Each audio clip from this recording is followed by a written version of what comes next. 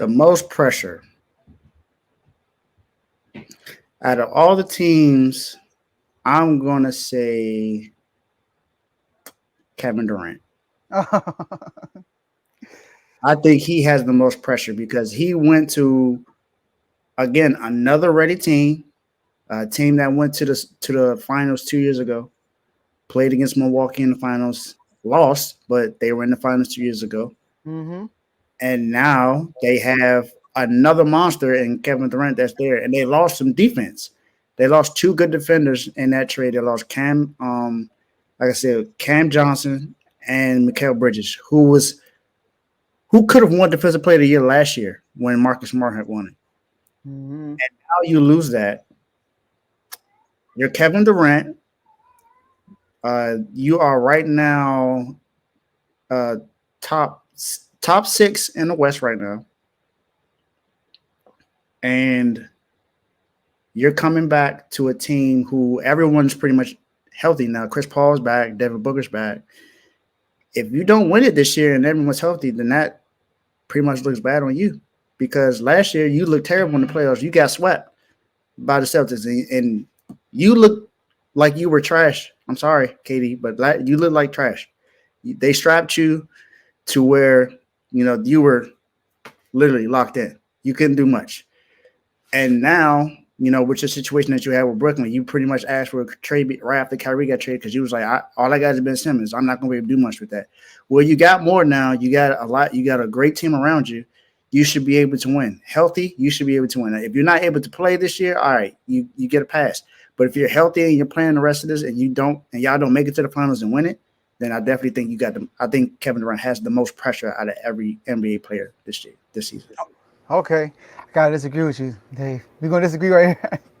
All right. I don't think it's KD. I think KD just got there, number one. So they don't even have the chemistry yet. And then he's still locked up for another 4 years. Or 3 years, I think. So I think if they don't win this year, they could easily bounce back next year and put actual pieces around them. All right. My person, Jason Tatum. I'm picking Jason Tatum. Let me tell you why. All right. Tatum has the most pressure this year. That's shocking. Yeah. So look, I live in the Boston area, as you know. All right. I live in Rhode Island, and Celtics fans in the whole New England. When they lost to the Golden State Warriors last year, everybody was giving Tatum a pass. Oh my gosh, he's so young. He's going to still learn. He's still young. It's okay. He's learning. David, do I have to remind everybody? Tatum last year in the NBA Finals averaged 21 points a game, which was second on his team. Right? He shot 36% from the field. Every other starter shot 43% or higher. That's terrible. Right? And he had the most turnovers in the NBA Finals. So everybody keeps saying he's young and stuff. I'm like, this dude right here he's young. I always tell people this. Tatum should be, I said this on the show before, he should be considered with Giannis the best player in the NBA right now. People should be saying who the best player is, it Giannis or Tatum? But we don't say that because he's underachieving. He's underachieving. This is the same dude, right? I think Tatum should arguably be the best two-way player in the NBA. Once before it was Kawhi Leonard. People now say Giannis, but Giannis is not a wing defender, and Giannis can't score like Jason Tatum. Tatum can do every single thing offensively, but at the same time do every single thing defensively. He's the most complete two-way player in the NBA right now, if you don't want to say Kawhi Leonard, right? And on top of that, this dude has experience at a so young age. Do we not forget this dude playing the Game 7 in the Eastern Conference Finals as the best player on his team Yep, against against LeBron James? Yep. And then a year later, right? Did we was a year later? Yeah, well, 2 years later. Did we forget 2 years later as the best player on this team went against Miami Heat in the Eastern Conference Finals? All right. And then last year, as the best player on his team, went to the NBA Finals.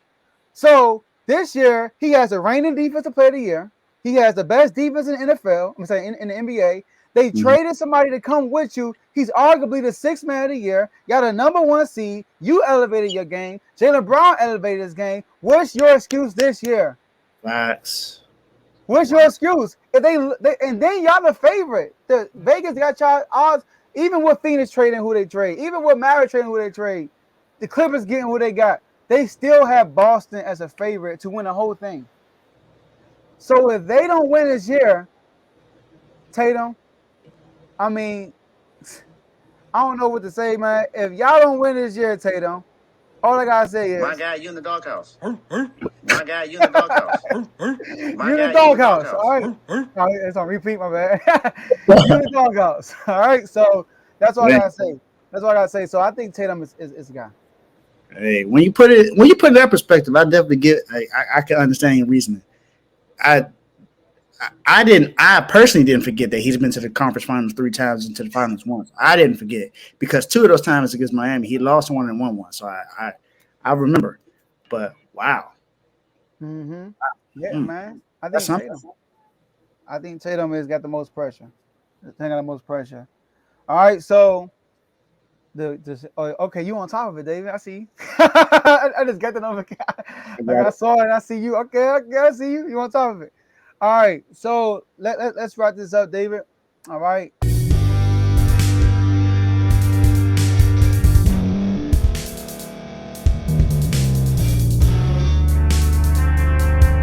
Thank you for staying to the end. If you're watching this on YouTube, please like this video, subscribe, and also hit that notification button so you can be notified next time we put out a video. If you're listening on any podcast platform, subscribe and hit that notification button, y'all, so you can be notified we put out another podcast audio. And last but not least, hit that share button. No matter what you're listening to or watching it, hit that share button and send it to somebody that you know that would love to watch this episode you just listened to.